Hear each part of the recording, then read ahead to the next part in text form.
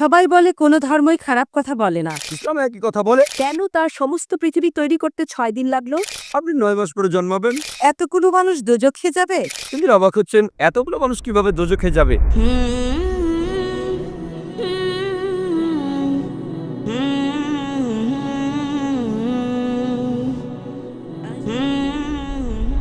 সবাই বলে কোনো ধর্মই খারাপ কথা বলে না, কিন্তু মুসলিমরা কেন অন্য ধর্মের লোকদের ইসলাম গ্রহণ করতে বলে?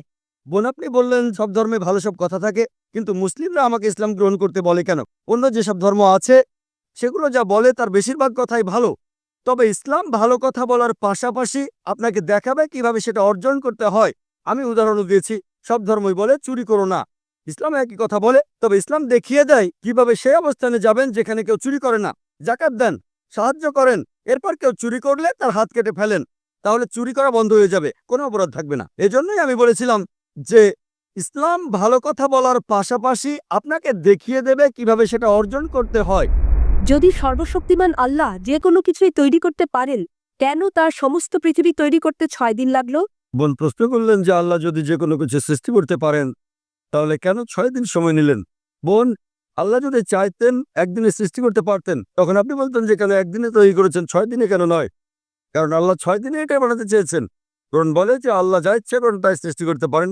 অনেক আয়াতে আছে, আল্লাহ বলেন কোরআনে সূরা আলে ইমরান অধ্যায় 3 আয়াত নম্বর 59, إن مثل عيسى عند الله كمثل آدم خلق من تراب ثم قال له كن فيكون। আল্লাহ আদম আলাইহিস সালামকে সৃষ্টি করেছেন যেমন তিনি যীশু খ্রিস্টকে সৃষ্টি করেছেন ধুলো থেকে, তিনি বলেন হও আর তা হয়ে যায়। আল্লাহ যখন কিছু সৃষ্টি করতে চান তিনি বলেন হওয়ার হয়ে যায়, তিনি ইচ্ছে করলেই এটা হয়ে যায়। আল্লাহ যদি ইচ্ছে করেন আপনি 9 মাস পরে জন্মাবেন, তাহলে আপনি 9 মাস পরে জন্ম নেবেন। আল্লাহ যদি চান 1 সেকেন্ডে, তাহলে মাত্র 1 সেকেন্ডেই।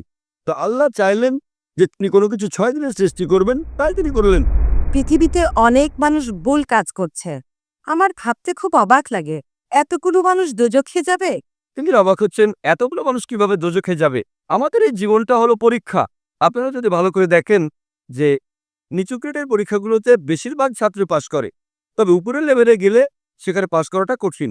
উদাহরণস্বরূপ কোনো কঠিন পরীক্ষায় বসেছেন, যেমন মেডিকেল কলেজে ভর্তি হতে গেলে আপনাকে পড়তে হবে, খাটাখাটনি করতে হবে, পড়াশোনা করতে হবে। একইভাবে বেহেশতে যেতে গেলে এটা সহজ কাজ না, এটা মেডিকেলে ভর্তির চেয়েও অনেক কঠিন কাজ। তাই এটা আসলে পরকালের জন্য পরীক্ষা। যারা আল্লাহর নির্দেশগুলো মেনে চলবেন তারা ইনশাআল্লাহ বেহেশতে যেতে পারবেন।